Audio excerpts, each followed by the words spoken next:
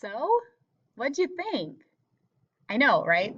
Totally not where you thought it was probably going to go. So here's what we're going to do now. We are going to do a little bit of review, just kind of looking back at maybe some clues that we saw that we didn't know we were seeing and some things that Shirley Jackson was really great at. And then I also have a couple of things that I want for you to think about, and then something that I'm going to have you write when it's all said and done. Okay, so if we go back into our story after we have finished it now, and we go back to the second paragraph. Do you remember when the boys were gathering stones and the girls were just standing there and talking? Makes sense now, doesn't it? I know. It's totally weird. So we keep going back to that. It also kind of explains all of this black that we kept seeing and the idea of graves and coal and things that were definitely intentional by Shirley Jackson. Okay. And then, did you notice how, remember we talked about juxtapositioning in the beginning, and that is when you have two things that are kind of opposites that are put together. And so like the idea of Mr. Summers, which is bright and cheery and this happy day is associated with, and he's running the lottery, which is not a bright and happy experience, obviously, for the quote unquote winner of the lottery. So that would be a juxtaposition right there. You also have Mr. Summers and Mr. Graves next to each other a lot. There is that idea of the juxtapositioning.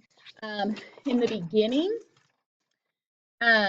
which doesn't matter when you read it the first time, but as we know, writers never do anything that's unintentional. So this line right here, I'm on the first page, fourth paragraph, says the lottery was conducted, as were the square dances, the teen club, and the Halloween program by Mr. Summers, who had time and energy to vote to civic activities. And so when you look, I mean, they're not just talking about that he's running the lottery, which is this horrible thing, but he does the square dances and teen club and Halloween program and these things that are generally associated with much happier things.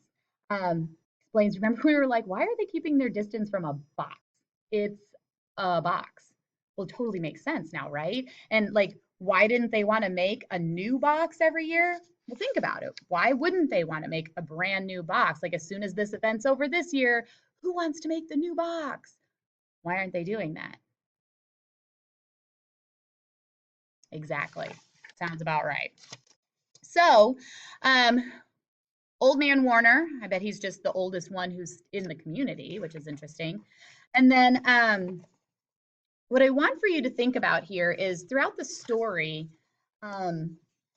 it talks about, you know, that Shirley Jackson like calls up each family pretty much up to this line. And so although the ending is rather dark, you look at this idea that throughout the entire piece, you kind of get a weird feeling that things maybe aren't happy, like woohoo, but you can't figure out what's going on.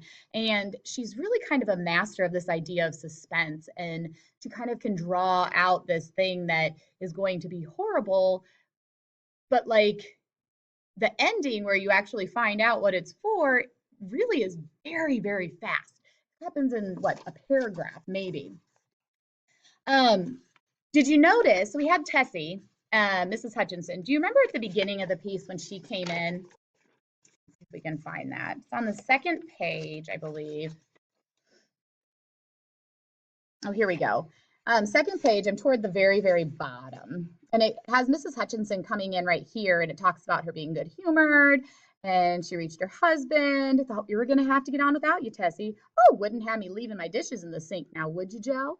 Well, at that point, Mrs. Hutchinson, like, people are just kind of like, oh, that's just her. And, you know, she would clean, forgot what day it was, and thought my old man was out back stacking wood. And so she, in the beginning, is kind of like, oh, just forgot what day it is.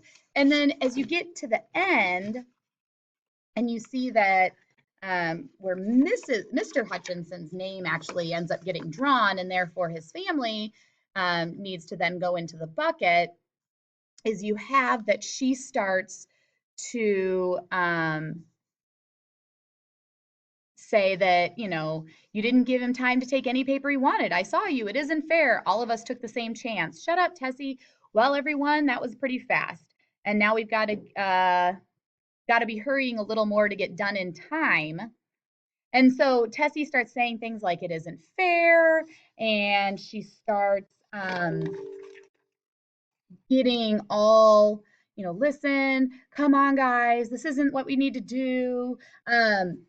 Being able to, her demeanor has completely changed. So maybe that's a juxtapositioning, but it's that same idea, though, that, when we look at any situation that is a big deal like this, oftentimes, I find it true in myself too, and I think that it's only natural, but sometimes it's, you know that something maybe isn't what you want or that it's something not good, but at the same time, until it directly impacts you, sometimes maybe you don't take into account the seriousness of that situation. So her demeanor from like, hey guys, sorry I'm late, to it's not fair, we shouldn't be doing this.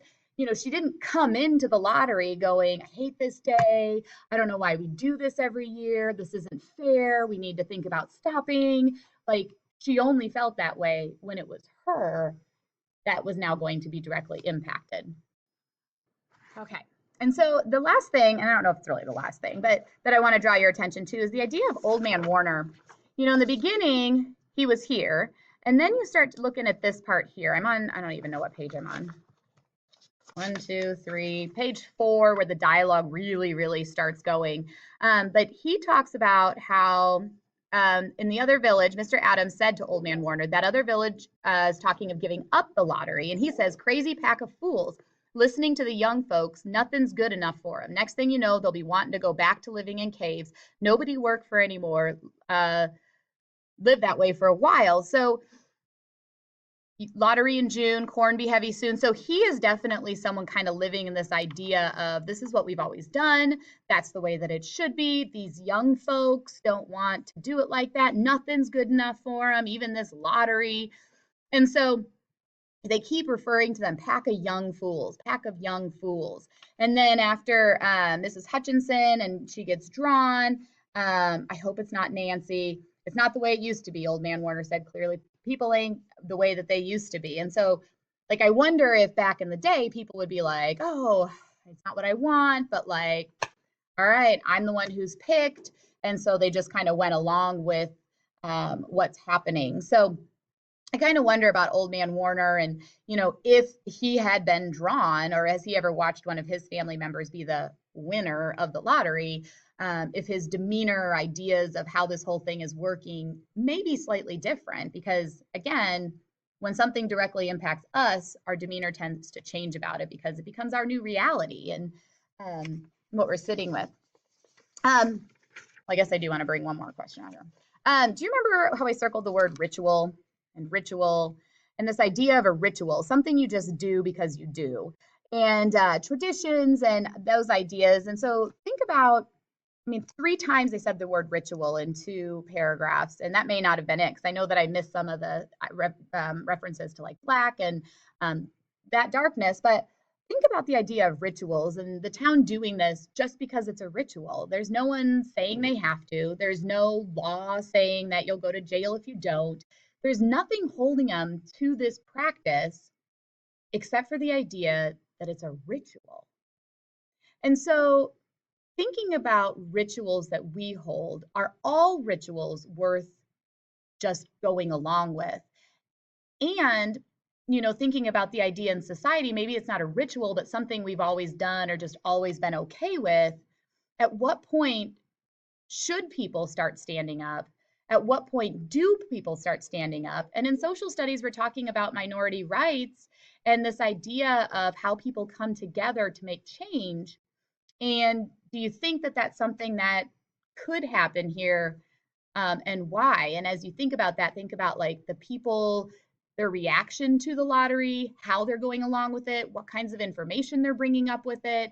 And is it something that if enough people came together, that they might have an argument that people may listen to? So I don't know, it's something to think about that in this particular case, I don't know, could it be changed?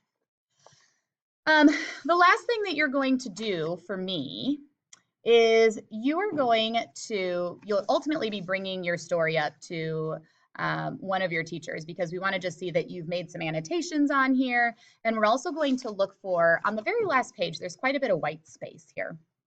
And what we would like for you to do in this text is just write down something. You could write about the conflict of the story if you kind of want to stick to that. You want to write about what very famous story this kind of reminds you of and leads you into, and the connections you made between this and something that has been a very popular book over the last few years and movie. Or you could talk about the ideas of rituals and how we stick with things, or should we stick with things, or if there would be a chance for the society to make change based on what you read in the text. So really, you can't do this part incorrectly. We just want some sentences. So anywhere from, I don't know, 5 to 10 sentences just about your reaction to the piece. So if you just write one sentence and say, I can't believe they did that, that's not going to be enough. I need to see some of your thinking there, something tying it. Maybe it's out to that real world application again, which is probably the deepest level of knowledge.